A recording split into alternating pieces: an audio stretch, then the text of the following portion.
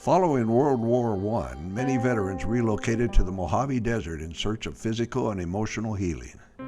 As they rebuilt their lives, the veterans chose this rock as the site of a memorial to honor their comrades who had died in battle.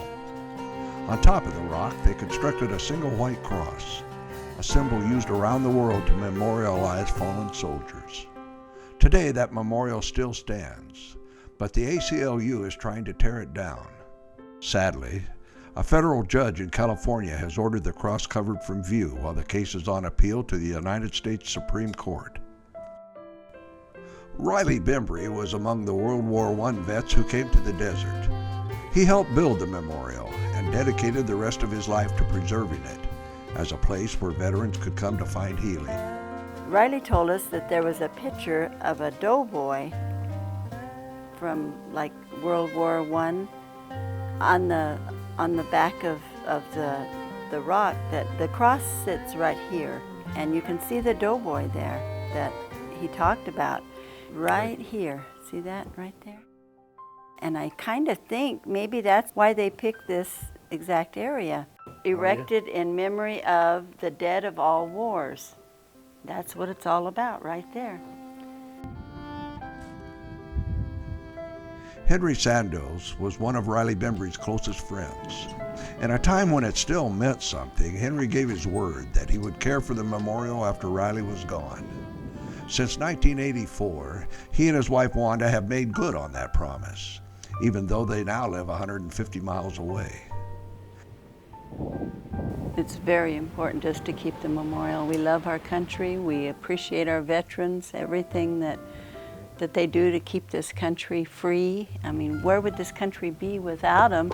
And here's this simple little memorial that has been taken offense to out in the middle of nowhere, but it's important to us, it was important to Riley and his friends, and so Henry has really, it's really important to him to keep it going and keep it there. So I just think it's part of giving to our country a little bit, what I can give, you know.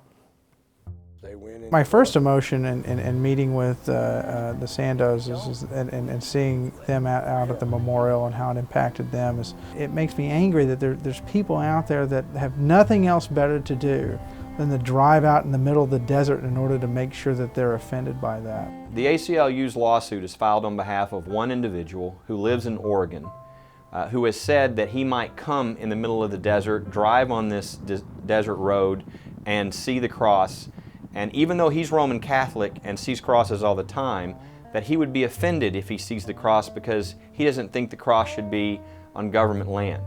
And the federal court in California has decided, both at the district court and the Court of Appeals, that the Veterans Memorial has to be torn down. While this case is on appeal, they've actually covered the memorial in a bag. People were so offended by that evidently some people cut the bag off. So right now, this memorial, which has been there since 1934, the cross, is covered in a box of plywood. The U.S. Supreme Court will decide, and hopefully, we hope, reverse that, because we just think this is a disgrace. This memorial and all those like it stand not simply for those that gone before, but those that serve now.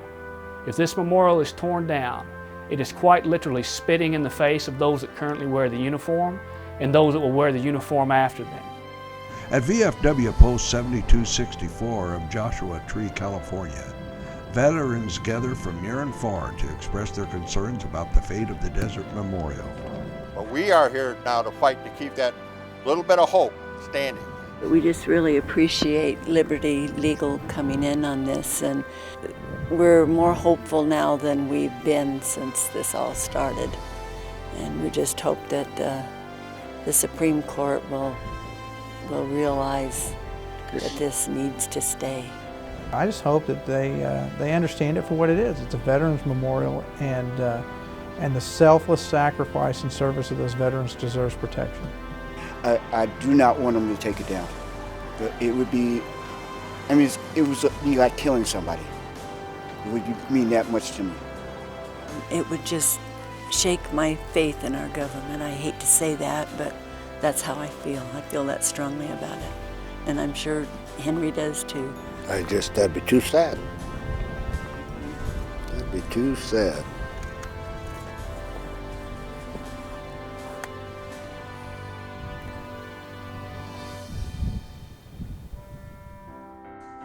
Our veterans stood for us. Now that their memorials are under attack around the country, are you willing to stand with them?